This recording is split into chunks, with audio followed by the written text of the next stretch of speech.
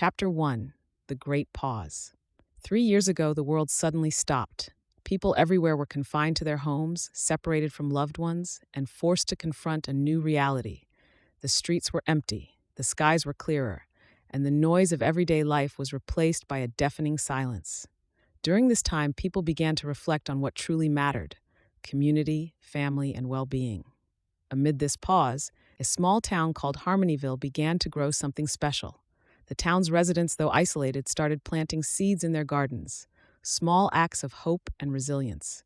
These seeds were not just ordinary seeds, they were seeds of connection, kindness, and forgiveness, sown during Zoom calls, virtual reunions, and the heartfelt messages shared on social media. Chapter 2: The Garden of Forgiveness. As the seeds grew, the people of Harmonyville realized they were not just cultivating plants, they were nurturing their souls. Old grudges that had festered for years were dug up and replaced with understanding. Neighbors who had never spoken before began sharing stories over the fences that separated them. They discovered that they were all in this together, facing the same fears, the same uncertainty. One day, a young girl named Maya found a letter in her garden. It was from Mrs. Thompson, the elderly lady next door, who had once been angry with Maya for accidentally breaking her window with a baseball. The letter simply said, "I forgive you." Maya, in turn, wrote back, apologizing and thanking Mrs. Thompson for her kindness. This exchange sparked a wave of forgiveness that swept through the town as people reached out to right past wrongs. Chapter 3: The Blooming of Community. With forgiveness came a sense of renewal. The gardens in Harmonyville flourished, and so did the community. People began organizing socially distanced events like outdoor movie nights and garden tours where they could share their stories and support one another.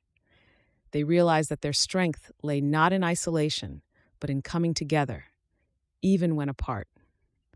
Data from the past 3 years showed an increase in online community engagement and support networks as people sought ways to connect during challenging times. Harmonyville mirrored this trend, with neighbors forming digital groups to check in on each other, offer help, and share resources. Chapter 4: The Fruits of Well-Being. As time passed, the gardens in Harmonyville bore fruit, not just the literal kind, but also the fruits of well-being. People who had once been strangers were now friends. The town had created a culture of care and understanding, where mental health was prioritized and everyone was encouraged to speak openly about their struggles. The global data reflected this shift. Studies showed that communities that fostered open communication and mutual support saw improvements in mental health and overall well-being.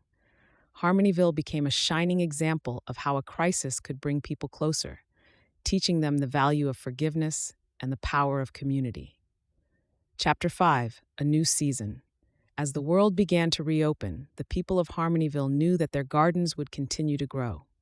The lessons they had learned about the importance of community, the healing power of forgiveness, and the need for well-being would guide them into the future. They understood that while the Great Pause had been difficult, it had also given them the chance to create something beautiful. And so, as the seasons changed, the people of Harmonyville celebrated their journey. They knew that no matter what challenges lay ahead, they had the strength of their community and the wisdom of their gardens to see them through.